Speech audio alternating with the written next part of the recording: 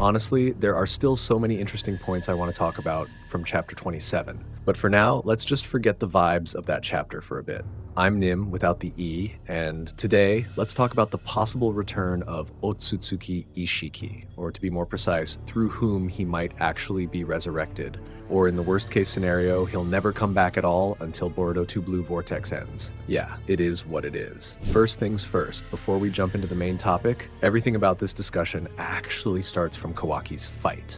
More specifically, the difference in his transformations across every battle in Boruto's story. Yeah, you know what I mean, right? A few days ago, we just talked about why he didn't use his karma transformation with horns when fighting against Jura. Even though we know that Kawaki wouldn't win against Jura no matter what, still, who knows, right? I mean, even if he couldn't win, that horned transformation form should have at least dealt way more damage compared to just using the base karma mode. Moreover, there is a recent confirmation in chapter 27 from Amado after he analyzed the results of Kawaki and Jura's battle. The result shows that Kawaki's attack with base karma appears to have damaged Jura's body. Now imagine what the result would be if Kawaki attacked with the horned karma transformation. Because with that confirmation, even though Amado stated that Jura is almost on par with an immortal being, Kawaki still felt that he had a chance to take him down. It's just that what he needed was simply some extra power. And speaking of power-ups or enhancements, I think we can all agree that the karma transformation with horns would be far more terrifying. And in the previous video, we also discussed why Kawaki hasn't used that transformation mode so far, right? And it turns out that Kawaki has only used the Kawashiki transformation mode once. Oh yeah, because it's too long to say the horned karma transformation mode, I'll just shorten it to Kawashiki, because I'm sure that's enough to make you understand what I mean. But anyway, correct me if I'm wrong. And after I looked up some more information to double check, it turns out Kawaki has only used the full Ishiki karma mode once. Literally once. And that was only when Naruto was about to be killed by Borushiki. More precisely, in the last episode before the anime went on hiatus. And at this point, it seems we can draw a conclusion that basically Kawashiki's power awakens only when triggered by Naruto. As evidence, even after the time skip, Kawaki has never shown any signs of awakening Kawashiki mode when fighting Jura twice or when fighting Boruto. And if we talk about the reasons why he didn't awaken Kawashiki's power, there are at least three. First, Kawaki doesn't have full access to awaken that power based on his own will. Second, the power of Kawashiki awakens when the trigger is Kawaki's deepest desire, if Naruto is truly in danger. Third, as a scientist who transplanted Ishiki's karma, Amado doesn't want Kawaki to awaken the Kawashiki power too often because he's afraid it could trigger the worst case scenario, the awakening of Isshiki Ōtsutsuki. And speaking of Isshiki Ōtsutsuki's resurrection, a few days ago I held a poll to find out, or more precisely, to get a reasonable reference on how Ishiki might be resurrected, through code, Kawaki, or even Jura. But as it turns out, the majority of the votes actually predicted that Ishiki would be resurrected through code. And honestly, choosing Kawaki or even Jura is not a mistake, because in my personal opinion, all three are quite reasonable. Starting with Jura, as we know, he's an incarnation of the Ten Tails as confirmed in the manga. In my opinion, Jura is quite a reasonable character to serve as the vessel for Ishiki's awakening. The reason is simple. Ishiki belongs to the same race as Kaguya.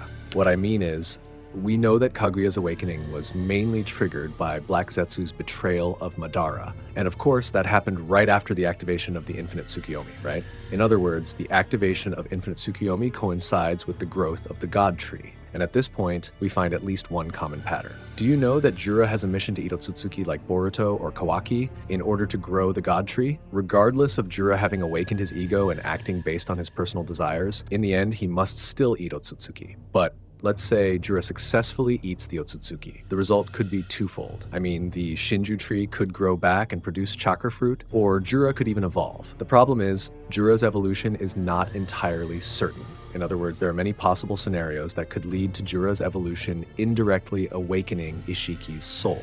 Personally, I think the cases of Kaguya and Ishiki's awakening are similar. It all started with a reincarnation, or rather an evolved incarnation. Second, through Kawaki. And in Kawaki's case, I think this is also quite reasonable. It doesn't change the fact that Kawaki's body has completely inherited Ishiki's power and karma. Even though Ishiki failed to reincarnate, Kawaki still carries the remnants of Ishiki's karma soul. Perhaps the biggest trigger here is how often Kawaki uses his Kawashiki mode. Logically, the more he uses Ishiki's full karma power, the more it makes sense that it could gradually Ishiki's awakening through Kawaki. Who knows, right?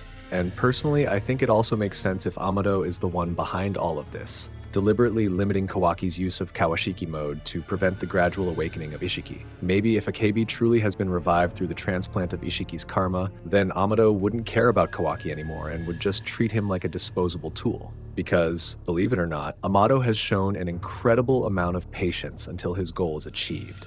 Even when treated poorly, he acts as if he's done nothing wrong, just waiting patiently for the right time. Logically speaking, someone who has complete control over Kawaki wouldn't just stand there and do nothing while being mistreated. Yeah, you know what I mean. So in conclusion, I also strongly believe that the awakening of Kawashiki mode happens because Amado is intentionally suppressing Ishiki's full power, preventing Kawaki from activating it too often.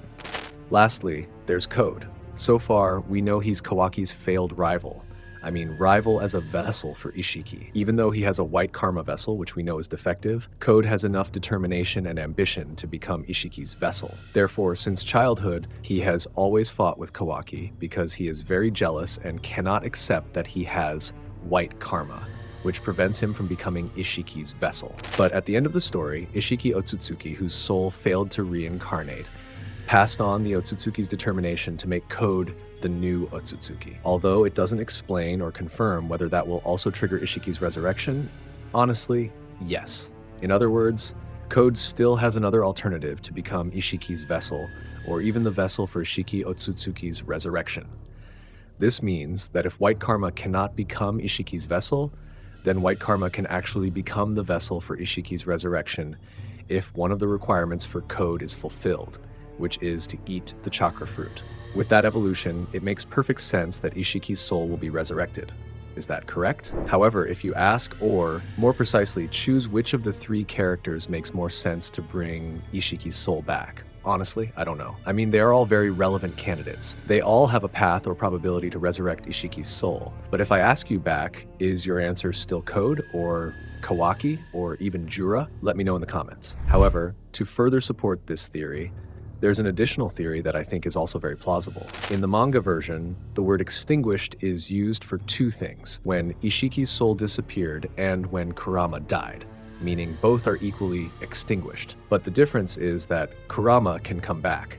And at this point, we should be able to draw a basic conclusion. That is, if the loss of Ishiki and Kurama's souls is represented by the word extinguished, then it's possible that Ishiki will also reappear. Or even that he has already reappeared, but it hasn't been revealed yet, right? But what I'm sure of is that Ishiki's return will be something different. Take Kurama, for example. After his soul was revealed, he didn't return to Naruto's body, but instead to Himawari. And maybe Ishiki won't be reincarnated into Kawaki, but into someone else's body. Well, another clue lies with Amado and his daughter, Akebi. Amado once said that Akebi's soul cannot be returned, even though the souls of ordinary humans should go to the Pure Land. That's really strange. So it's possible that Akebi isn't actually an ordinary human being. Perhaps Amado implanted the Ōtsutsuki's karma into Akebi, which caused her illness and eventual death. If this theory is correct, then Amado's attempt to revive Akebi would actually awaken Ishiki. And if that happens, this new version of Ishiki will become a kind of new Shibai, a combination of the powers of the old Ishiki, Code, Ada, Daemon, and maybe even crazier. Finally, there will be a moment where Boruto, Kawaki, Sarada, and Himawari must unite to fight Hyper Ishiki, just like when Naruto, Sasuke, Sakura, Obito, and Kakashi fought Kaguya before. Is this crazy? Of course it's crazy, but it makes sense. Anyway, for this additional theory, shout out to Chris. If you want to read more details, you can pause this video. And as the final conclusion, I think there are 4 characters who could truly resurrect Ishiki: Code, Kawaki, Jura, or even Akebi. But after adding this new theory that supports Ishiki's soul resurrection, do you guys still think Code is the one? Let me know what you think. So yeah, maybe that's just a brief point that I hope is enough to explain everything. But if you have other theories, let me know in the comments. Thank you for watching. Like and subscribe. I'm Nim without the E. See you in the next video.